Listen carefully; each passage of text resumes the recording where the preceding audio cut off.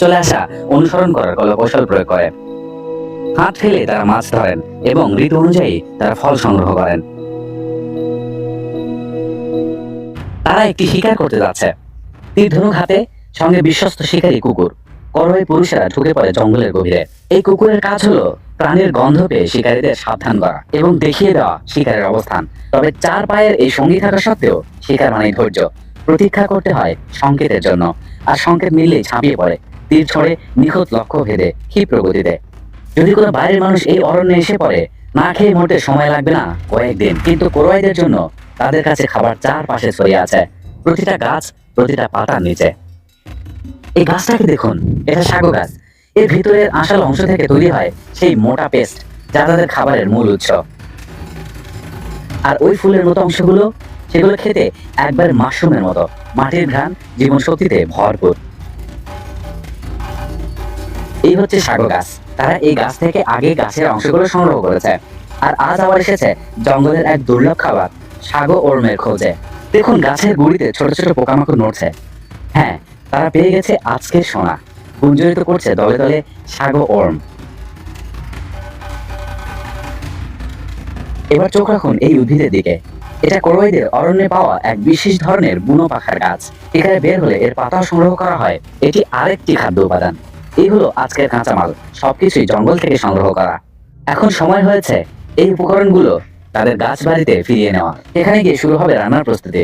সবকিছু ব্যবহৃত হবে এই জঙ্গল যেটা দিয়েছে তা দিয়েই। প্রথমে রাখা হয় এক স্তর শুকনো সাগো স্টার্চ, তারপর ছিটিয়ে দেওয়া হয় পিকা নামের এক ধরনের খাওয়ার মতো মাটি। বিশ্বাস করুন বা না করুন, পৃথিবীর বহু আদিবাসী সমাজে মাটি খাওয়ার রীতি আছে। কেন? কারণ কিছু কিছু কাদামাটিতে থাকে উপকারী খনিজ, যা পেটকে রক্ষা করে টক্সিন, পরজীবী আর ক্ষতিকর জীবাণু থেকে। এবার তারা জ্বলন্ত পাথর বসিয়ে দেয় সোজা খাবারের উপর। তারপর সবকিছু মোড়ানো হয় বড় বড় পাতায়, যাতে ভেতরে গরম আর স্বাদ আটকে থাকে। এই পাতা মোড়া প্যাকেট রাখা হয় আগুনের উপর রান্নার জন্য। প্রায় 45 মিনিট পর খোলা হয়, আর তখনই ভোজন শুরু হয়ে যায়।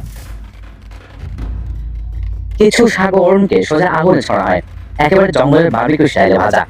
এই হলো সেই বিটল লার্ভা, সাগো গাছ থেকে পাওয়া, আদিতে চর্বিতে ঠাসা। রান্না শেষ। এর রংটা দেখুন, দেখতে যেন জঙ্গলের ভাষণের একটা পিৎজা, আর স্বাদ অবিশ্বাস্য। মাটির গন্ধ, ঘাসের ঘ্রাণ, একদম যেন জঙ্গলের স্বাদ নিজে।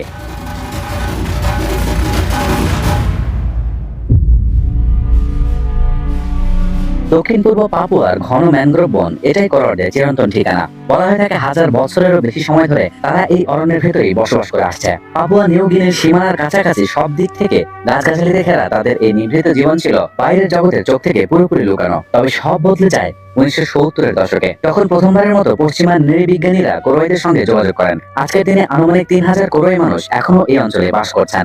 তাদের কেউ কেউ সীমিতভাবে আধুনিক জগতের সঙ্গে যোগাযোগ রাখছে, আবার অনেকেই এখনো গভীর জঙ্গলে আধুনিকতার ছোঁয়া থেকে সম্পূর্ণ দূরে, ঠিক আগের মতোই জীবনযাপন করে যাচ্ছে। কোরওয়াইরা ছোট ছোট বিচ্ছিন্ন গোষ্ঠীতে বসবাস করে। প্রতিটি গোষ্ঠী মূলত একটাই বড় পরিবার, একটাই গাছ বাড়ি। তাদের বিশ্বাস আত্মারা বাস করে গাছের মধ্যে, নদীতে, এমনকি হাওয়ার ভেতরেও। কিছু আত্মা ভালো, আবার কিছু ভয়ঙ্কর। তাদের সবচেয়ে বড় ভয়গুলোর একটি হলো কাকুয়া, এক ধরনের অদৃশ্য জাদুকর বা ডাইনি, যে নাকি সাধারণ মানুষের ভেতরে লুকিয়ে থাকে। কারো মৃত্যু যদি হঠাৎ ঘটে, তারা সেটা রোগ বা দুর্ঘটনা হিসেবে দেখে না। তাদের বিশ্বাস এই মৃত্যু ঘটিয়েছে সেই কাকুয়া। এই বিশ্বাস থেকে আসে আগে প্রচলিত শাস্তির প্রথা। যদি অন্য কোনো গোষ্ঠীর পুরুষ কোরওয়াই গোষ্ঠীর কোনো নারীকে জোর করে নিয়ে যায়, তবে তারা সেই পুরুষকে ধরে হত্যা করে, আর তারপর তারপর তারা তাকে খায়। এটাই তাদের শাস্তি। পুরুষ ও নারীর ভূমিকা আলাদা, তবে উভয়ই সমানভাবে গুরুত্বপূর্ণ। উভয় জানে জঙ্গলকে, উভয়েই অপরিহার্য বেঁচে থাকার জন্য। তাহলে কোরওয়াইরা কি এখনো মানুষ খায়? এটাই সেই প্রশ্ন যা সবাই জানতে চায়। কোরওয়াইরা কখনোই স্বাদ কিংবা পুষ্টির জন্য মানুষ খায় না। এটা শুধু শাস্তির এক উপায়। কেউ যদি চুরি করে, তাকে আগুনে পোড়ানো হয়, তারপর খাওয়া হয়। কিছু কোরওয়াই বয়োজ্যেষ্ঠ খোলাখুলি ভাবে স্বীকার করেছেন, আগে নাকি আচারিক নরখাদকতা তারা করতেন।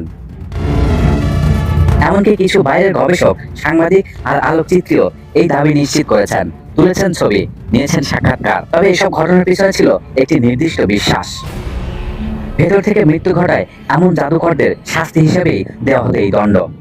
এটা ছিল না অনিয়মিত বা পাগলামির মতো কোনো কাজ, বরং তাদের চোখে এটাই ছিল ন্যায় বিচার। আজকের দিনে বেশিরভাগ করুয়াই বলে এই প্রথা আর নেই।